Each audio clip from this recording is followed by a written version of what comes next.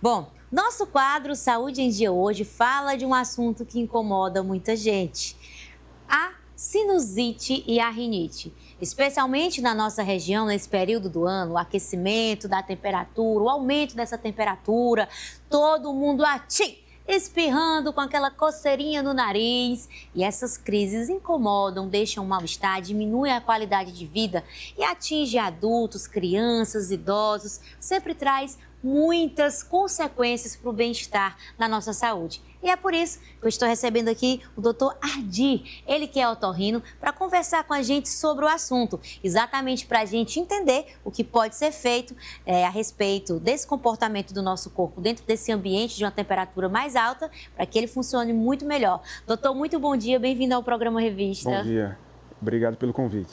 É muito bom tê-lo aqui no nosso programa e para falar desse assunto, chegou o terrível BR-Obró. Por que que nessa época do ano a gente observa que as pessoas têm essas reações alérgicas, têm essa rinite, têm essa sinusite muito mais presente? Essa época do ano, a temperatura alta, baixa umidade do ar, muita queimada, muita partícula, vento espalhando tudo isso, acaba incomodando muito o nariz das pessoas, né? Uma coisa muito importante é a gente diferenciar primeiro rinite da sinusite. A rinite é uma inflamação dentro do nariz, que dá coceira, dá espirro, mas geralmente é localizada no nariz. Às vezes a rinite é tão intensa que a pessoa tem vontade de tirar o nariz e trocar por outro, já resolvido. Verdade. A sinusite, ela começa com uma rinite, mas ela se espalha pelos seios da face, que são as áreas cheias de ar dentro do nariz.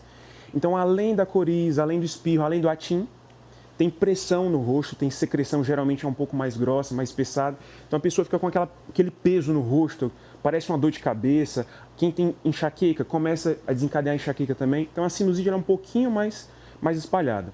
Quadro de alergia, tanto pode dar rinite quanto sinusite.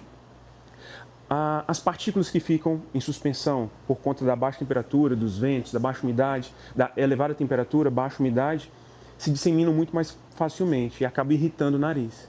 E aí, o que acontece? Aqui no BR-Obró, todo mundo quer baixar a temperatura. Então, a pessoa quer ligar o ventilador, quer ligar o ar-condicionado, quer ficar na frente do vento. Então, seja ventilador ou ar-condicionado, o vento diretamente no seu nariz, ele piora o ressecamento. E aí, gera um círculo aí, que cada vez você, em vez de melhorar, faz piorar. Aí vem sangramento, vem quadro infeccioso, a pessoa começa a usar medicação inadequada. Então, tem muita gente que usa corticoide como antialérgico, e não é. Corticoide é um anti-inflamatório que a gente usa para quadro alérgico mais intenso. Mas, de um modo geral, coisa que você pega no postinho de saúde, você compra sem receita, você acaba usando e aí gera uma série de transtornos. Seja para homem, mulher, criança, adulto, né? E aí vai gerando um ciclo cada vez pior. Então é importante identificar os tratamentos para não fazer da maneira errada. O corticoide só com a indicação correta. Se for só a crise alérgica, vamos para o antialérgico, não é isso, doutor? O ideal é a gente definir o problema. É alergia? É infecção? É rinite? É sinusite? Estão fazendo uma reforma na vizinhança. Estou morando numa rua que tem uma construção com muita poeira.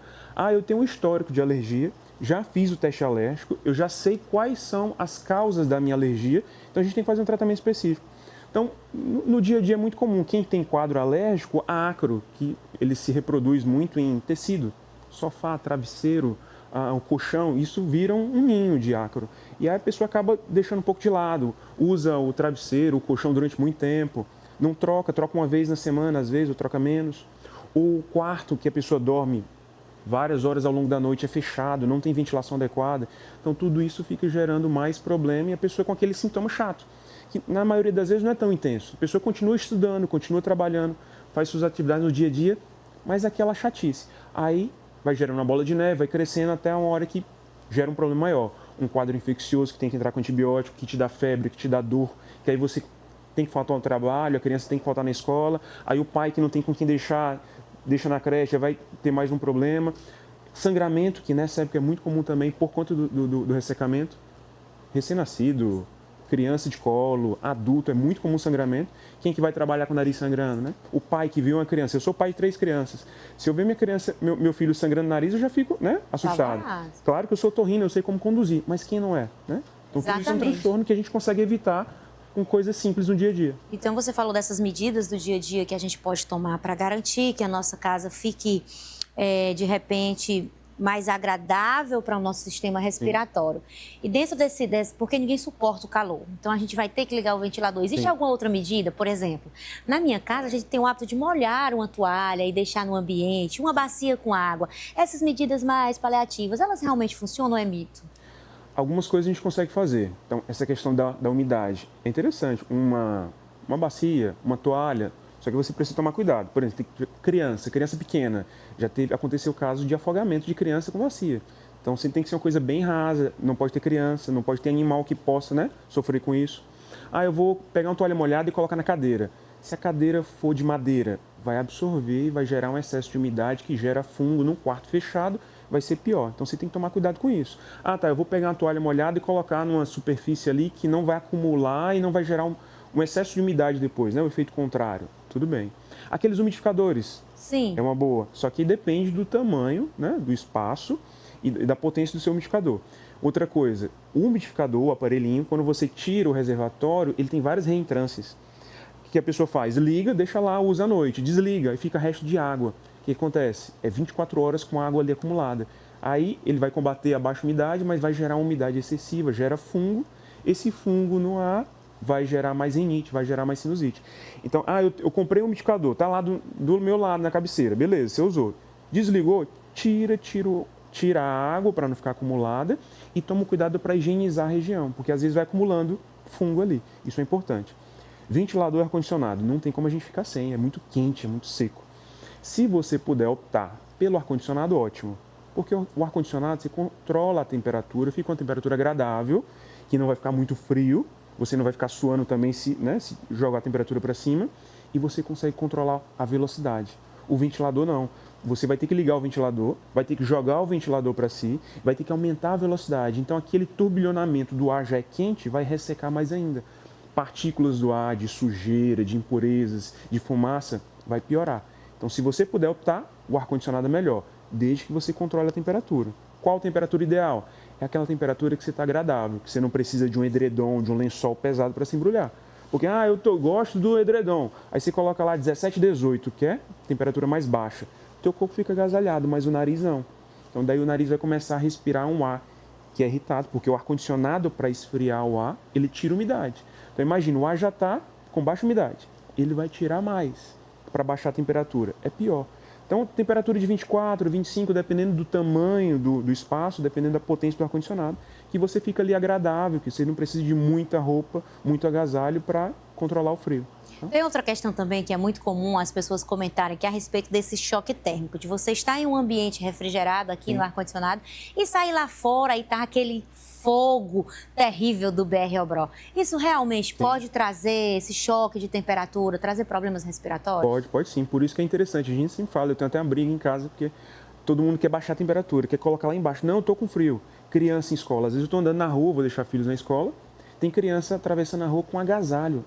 Poxa, a gente está numa cidade com 40 graus, a criança está com agasalho, tem que entrar. Assim, não, é porque as crianças reclamam. Poxa, mas se está precisando do agasalho é porque está muito frio. Sobe um pouquinho a temperatura, deixa a temperatura agradável. A gente já está acostumado com 38, 37, bota lá 24, 23. Ah, não, é porque fulano é calorento. Poxa, mas vai prejudicar, vai dar problema. A criança está no recreio, correndo, suada, há ambiente, temperatura quente, chega lá, não, eu quero ficar na frente do ar-condicionado, 17, 18. Vai dar problema. Uma outra pessoa não vai ter problema, mas a maioria, infelizmente, tem. A gente vê isso no dia a dia do consultório. É verdade. Doutor, e ainda dentro desse ambiente escolar, onde as crianças estão sempre juntas, essas infecções como a sinusite, elas podem ser contagiosas ou é algo mais individual? Quando é quadro infeccioso, rinite também pode ser infecciosa. Viral bacteriano. Sinusite também, viral bacteriano. É contagiosa, é igual a gripe. E aí o ambiente com ar-condicionado pode facilitar essa proliferação, essa contaminação dentro, por exemplo, na escola, quando um gripa, normalmente é a sala de aula inteira. Isso também pode acontecer num quadro de rinite e sinusite? Com certeza. Pensando em quadro infeccioso, sim. O quadro alérgico, não. Alérgico não é contagioso.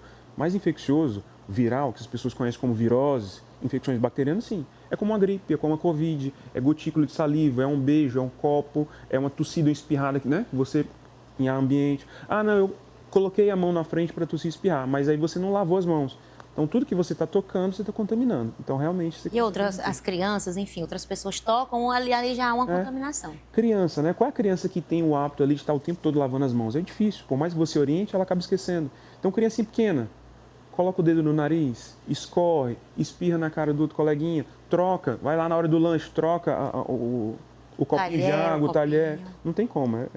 E por que, doutor, que a gente observa que essas infecções, quando chegam nesse período, ela atinge de maneira mais intensa um público específico, que é as crianças e os idosos. Inclusive, aumenta o número de hospitalização com sintomas respiratórios dessas pessoas. Por que nas crianças e nos idosos esses sintomas podem trazer mais problemas? São pessoas que o sistema de defesa do corpo é mais sensível.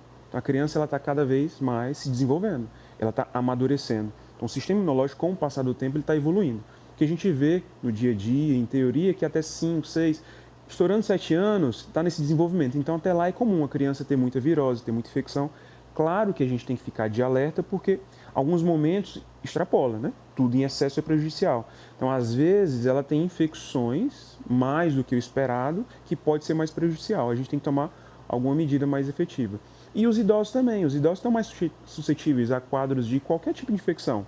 A infecção respiratória chama muita atenção porque facilmente transmite. Conversando aqui, você transmite para o idoso. Então, por isso que é mais comum idoso, criança e outras pessoas que têm algum problema de saúde que cai o seu sistema imunológico. Doutor, e para encerrar a nossa conversa, nós temos uma audiência enorme das mulheres, das mamães que estão aqui sempre no nosso programa, especialmente no nosso quadro. Qual é a dica de ouro para quem quer ter saúde respiratória? Porque muitas vezes esses transtornos, essas questões, desses problemas de saúde que começam aqui, atingem o ouvido, inflama o ouvido, vem para a garganta e gera todo um problema. Qual é a dica de ouro para quem quer, pelo menos, tentar evitar nesse período, já que mais cedo ou mais tarde essa infecção vai acontecer, mas qual é a dica de ouro para quem quer evitar? Todo mundo quer uma medicação para melhorar a imunidade.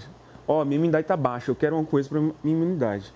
A gente já vê no dia a dia, vê na teoria, e eu aprendi isso com uma professora já antiga, já de São Paulo. Ela falou, o melhor remédio para a imunidade para a criança é brincar, beber água, fruta, verdura, legumes, arroz, feijão, fonte de proteína adequada, alimentação adequada, brincar em ar ambiente e aí, mais especificamente, higiene nasal, higiene com as mãos. Então, criancinha que está muito brincando ali, cuidado com as unhas, sempre que possível higienizar as mãos. Higienizar o nariz, aí o cuidado com a lavagem nasal, que depois da Covid, com o surgimento de uns frasquinhos, seringas, muita gente faz isso e é perigoso. O ideal, criança, é lavar o nariz com spray nasal. Quando a gente fala em lavagem nasal, as pessoas já pensam, eu lavo na seringa, eu lavo naquele frasquinho, que é um frasco de alto volume. Na criança pode ser prejudicial para o ouvido, perfurar o tímpano, causar uma infecção no ouvido, causar problema de perda auditiva, que é muito comum. Apavorada com as lavagens nasais. Spray comum, que tem em qualquer farmácia, não precisa de prescrição. Spray nasal com soro fisiológico, não é remédio descongestionante, é soro fisiológico. Sprayzinho delicado que você compra em qualquer lugar. Tem para adulto, um frasco maior, com uma potência maior, e tem para criança com um spray mais delicado. Isso é ótimo. Isso já ajuda, né, já ajuda um bocado. Doutor Ardir, muito obrigada pela sua participação, trazendo os esclarecimentos tão importantes aqui no nosso quadro. A gente quer você aqui mais vezes para conversar com a gente. É um prazer, com certeza. Obrigado. Então, esse foi o nosso quadro Saúde em Dia.